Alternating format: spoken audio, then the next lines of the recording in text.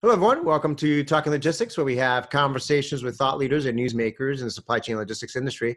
It's a pleasure to welcome back to the program Steve Raitz, who's Director of Research and Market Intelligence at C.H. Robinson. And today Thanks. we're going to talk about freight transportation in 2019 and beyond, key factors impacting supply and demand. Now, 2018 was, didn't go as planned or as expected for many shippers with, tight capacity and rising transportation rates in the headlines. And as we get ready for 2019 now, what are the key lessons learned from this past year, and what are some of the key factors or trends that shippers ought to be paying attention to, in order to successfully navigate whatever happens in the transportation market in the weeks and months ahead. So that's going to be the kind of the main focus of our discussion today, and it's great to have Steve back in the program to kind of share his insights and perspectives and advice on this topic. So Steve, welcome back. Thanks, Adrian. So, Steve, like I said, 2018 coming to a close here. A lot of folks, planning for 2019, and it's just a few weeks away. I mean, as we kind of reflect on the year that was, I mean, what from your perspective, I mean, what are some of the key lessons learned from this past year that kind of shippers should keep in mind as we head into 2019 now?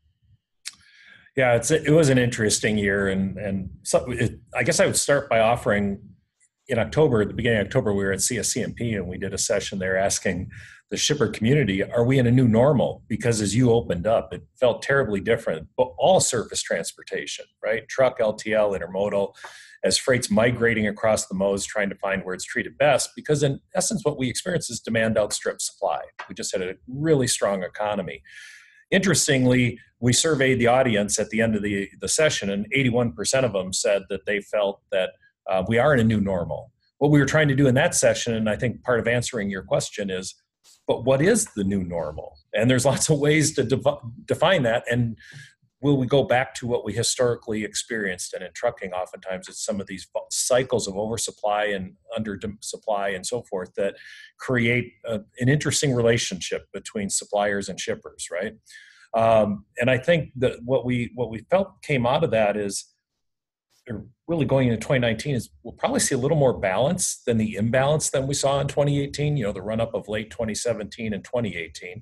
And because we've seen some growth in actual capacity, right? We've had, according to the Bureau of Labor Statistics, we've had drivers actually come into the marketplace, the for-hire space, maybe this year, somewhere, depending on the analyst you talk to, 32 to 36,000 new drivers. That's incremental. So that's capacity. And then demand, the year-over-year growth right now in demand, while still forecasting demand, that the pace is lessening a little. So supply and demand start to normalize a little bit. So we think that's really part of what 2019 is offering us, and is still, unless something changes in the economy, which people don't know, lots of conversation about that these days, if there's still some growth in demand, because we've picked up a little supply, we might have a little bit more parity rather than completely out of alignment. Right. No, good points there. And I think I see the same kind of, trends too. And I love this, how we're in a new normal, environment. And then what does that mean? Right. And I think I want to explore that a little bit later, Okay. because I think, I think it's true. You're always going to have this is a cyclical market. You're always going to have peaks in demand and supply. But I think there's a lot of other factors out there, whether it's on the technology front, what's happening with e-commerce, so on and so forth, that, suggest that, the rules for success moving forward and are going to be different than they were, if not in 2018, but certainly, they're going to be different than they were 10 years ago, 15 years ago, right? And we're going to have to kind of recognize what the new, environment, is. You touched upon the economy a little bit, and in many ways, as the economy goes, so does the freight, transportation market. And there are so many factors that influence, the economy. But which ones, what kind of things are on the radar right now, from your perspective, that shippers are really, kind of keep an eye on in the months ahead? Certainly, I think what helped drive this, I think the tax situation, corporate tax and reduction of tax, the tariff changes, all of these things are influencing the economy and real freight, right? There's enough volatility out there in the tariff situation right now that there's behaviors in the marketplace as people are trying to anticipate. do I beat the tariffs? Okay, January 1st, now we have a bit of a lessening of anxiety there, but we did pull freight in. Most analysts believe the ports have been busy, steamship lines were busy, so pull inventory in to beat that January deadline. But now we've got a bit of a truce, and March is coming at us. So will that shift what first quarter feels like? These are some of the things we're watching. Inventory levels, then, that's a strategy shippers are playing with. How do I build or insulate myself from some of these unknowns, and where inventory is being placed and how it's being moved around? I think those are those economic uncertainties are the challenges at the moment that we're watching. And what I find interesting with the whole shipper and carrier community is everybody seems to really be employing technology in new ways. The opportunity to optimize a supply chain, the opportunity for a carrier to optimize their fleet to get higher yield, everybody is making different choices. The ones that are far more sophisticated than maybe in the past, they're more data-based, and the conversation quality, I think, between shippers and suppliers is changing as everybody tries to wrestle with these economic levers coming at us. That's a great point, because I think, I think the shippers and carriers are going to be most successful moving forward, are going to be the ones that, to your point, are not only keeping a pulse on these trends, but are actually leveraging data and information about the market, about their own networks, so forth, and are continuously kind of leveraging data and optimization analytics, to shape, their decisions and the directions that they're going to go in. I concur. I mean, I think a lot of discussion today on what's happening with, the China and the tariffs and all that. And that, like you said, that certainly has impacted, freight flows and strategies of different companies kind of bringing in inventory before some of those tariffs hit. And there's still a lot of uncertainty there, in the weeks ahead. So I think that's, uncertainty is never good, right? Because I think that a lot of people kind of sit on the sidelines trying to say, I don't want to make some big decision, but it could quickly turn around and go in the other direction. Right.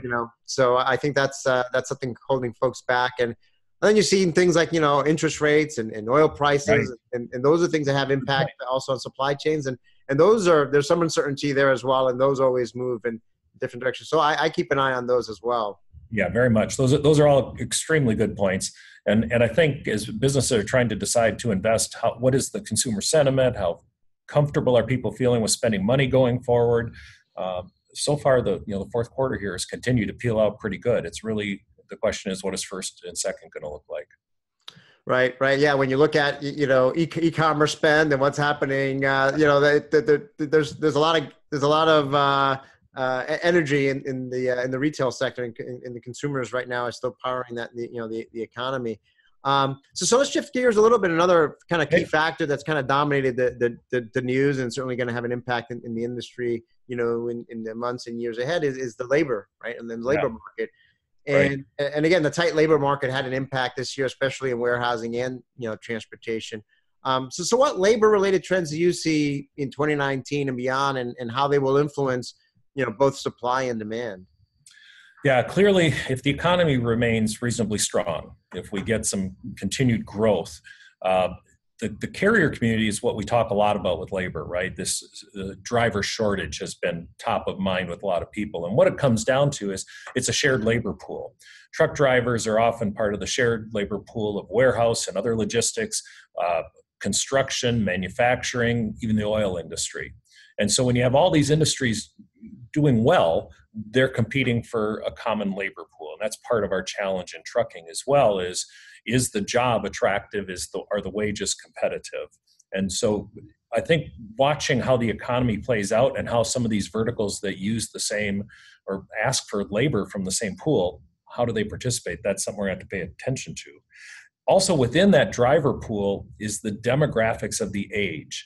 We've talked about drivers getting older, and last number I recently saw is since the last really big cycle like this, you go back 10, 12 years or so, we've gone from the average baby boomer age around 60 years old to about 70 now. So it's one thing to say, do we have a labor, pool sharing shortage issue? It's another one to say we have a retirement bubble coming at us. And what we don't know is exactly the shape of that bubble, right? Is it evenly distributed out over the baby boomer years? Do we have a big pocket that over the course of a couple of years, we could see a lot of retirements coming. Those are the things that we are talking about. And frankly, it depends if we lose a lot of labor from retirement during a soft cycle, we might not feel it so much. If we lose a lot of labor during a tight cycle, it may be very prominent and a challenge for us. So I don't think we know the answer to that yet. Is 2019 going to be when that starts to occur? Is it 2020? Unfortunately, that's not perfectly clear. But those are the things we are trying to get a handle on and understand a little bit. Yeah, that's a great point, because I've been hearing the same thing too. But I think I hadn't thought about that before in terms of is it going to be one big bubble burst, or is it going to happen more over time? And to your point, when it happens is going to be important too, right? If it's a tight market or a less tight one. And well, it's just like the ELD thing. ELDs implemented at a time when trucking was very, very good. So the forecast that all the carriers were going to go out of business because of it didn't happen, because rates were going up. The small carriers could get higher dollars, offset inefficiency, and we didn't see that, right? The reciprocal could happen on labor. That's a great point. Well, let's going now. Let's talk about trucking specifically now. I mean, if you look at this past year, again, like we've been talking about, demand certainly outstripped supply. Yeah. And you kind of alluded to this earlier in your earlier response. But do you see kind of the imbalance continuing in 2019 or getting better? It's hard to call, but I think because we have picked up some supply, and like I said, the growth rate is being forecasted to be a little less, that helps with parity. The interesting thing that we already start to look at is truck orders and trailer orders, right? So order patterns are now being forecasted and starting to show to settle down a little from the pace we had. So that's signifying demand, not understanding real delivered orders in terms of what the OEMs are able to capture is somewhere around 29,000 trucks a month. And, we've been seeing orders in the 40, 50 range. So that's a signal of demand. I think what we're going to start to see now is the pattern settle down, maybe some canceling of some of those orders and so forth as the market normalizes. So I think that's part of it. Trailers were sought very aggressively. That brings capacity as well, right? As trailer pools, the ratio of trailer to tractor goes up. That's real capacity if the carriers can get the turn on the trailers. So that's helpful to the balance we feel in the market. So we have to watch some of this. What I would say is I'd ask people to think about their freight spend and what's in the spot market and what's in the committed market. We have two truckload markets in the U.S., and most analysts seem to think the spot market is 10 to 15% of the market. The balance of the freight is in these committed relationships.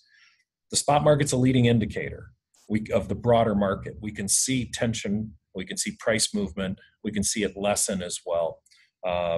That's the thing to watch. Now, the committed market doesn't behave exactly the same. It trends the same way, but the order of magnitude of tension and looseness and price movement is much muted compared to the spot market. So analysts are trying to decide with so much of the freight in the committed market today, and knowing that the behavior of the committed market is more muted, does that mean we won't necessarily see, even if the spot market softens to normal, that we see a precipitous drop in committed? I think there's a number of analysts that are really debating that there's still enough tension in the committed space that it'll be a very healthy market. And we'll have to wait and see if that's how it pairs out. Yeah, no, that's a great point. And I think that's a useful perspective to take to understand that, you do have these two kind of segments of the market, right? The committed aspect and the spot market, and understanding the role that each plays and what each one tells us and the relationship to both. I think that's something that, certainly keep an eye on. And, I agree. I think, earlier this year, you saw the headlines around record orders for, Class 8 trucks and trailers. Right. And I think those, that's beginning to, dampen, a little bit. So that's another data point again, for consideration there. So, we're kind of running short on time here. So I just kind of wrap it up a little bit. I mean, are there other trends kind of shaping the industry that shippers should have on their radar, not only for 2019, but, in the years ahead? Yeah, I can wrap it up quick. I think the thing that's going to happen is this convergence of technology and relationships that are happening in today's marketplace. This idea of digital freight matching, predictive analytics, higher yield. I think anybody in this marketplace is working on how to get more out of the fleet we have, right? And with the people that we have, because labor in general in the professional community and the labor community is constrained, right?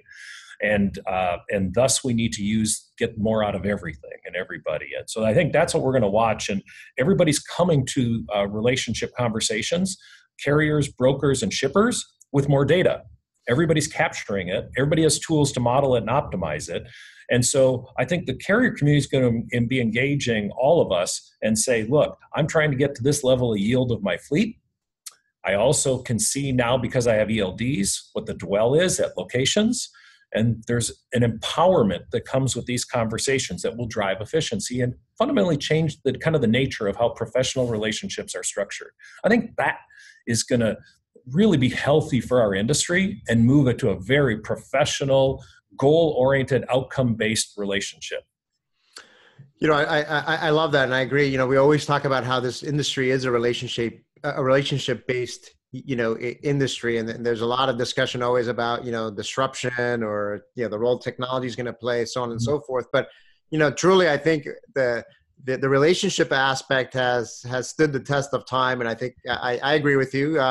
You know, that I think it's going to continue, you know, moving forward. And I guess tying it back to what we talked about at the beginning, you know, this new normal. I mean, do you see that as being part of the new normal and what will define success in the future? I think so. I think, you know, technology is certainly here to stay. We're just getting good at how to use it. We've got a long ways to go. I mean, the whole participating community in the transportation economy. So yeah, I think data, empowerment of the data, collaboration, and driving for shared outcomes is the future. Great. Well, Steve, you know, I guess we can make these predictions, or we can kind of, you know, put on the table, if not predictions, at least we can put on the table some of the things to be thinking about. But, you know, at the end of the day, we just have to buckle up and see what happens. And those companies that have those strong relationships, are leveraging data, you know, to drive, you know, smarter, informed decisions, are certainly the ones that are going to, you know, navigate whatever happens in the weeks and months ahead as successfully as possible. So thanks again for, you know, making the time and sharing your insights and advice today. Thank you very much. I want to thank those of you that joined us. If you're watching this episode on demand, either at the C.H. Robinson website or on Talking Logistics, and you've got a question or a comment for Steve, you can post it there, and I'm sure he'll be more than happy to respond via that medium. Well, thank you for watching, and look forward to seeing you in a future episode of Talking Logistics. Have a great day.